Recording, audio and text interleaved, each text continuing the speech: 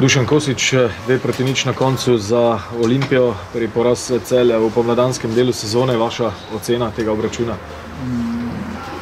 Dobro srečanje z naše strani v prvem polčasu. Prvih 20 minut smo nekako zamujali, kasneje smo ujeli nekako ritem, si pripravili nekih dobrih prehodov.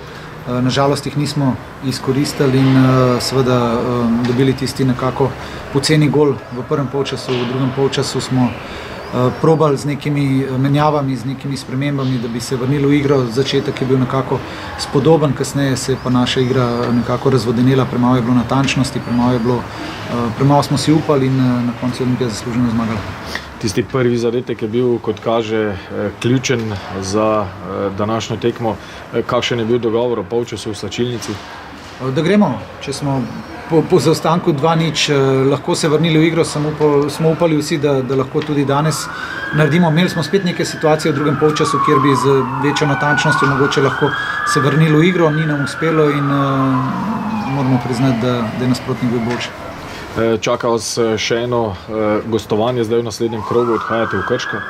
Ja, Krško ne bo nič lažji nasprotnik, kot je bila danes Olimpija, tako da moramo pogledati, kaj lahko bolje naredimo, kot smo danes. Dušan, hvala lepa za pogovor. Hvala tudi.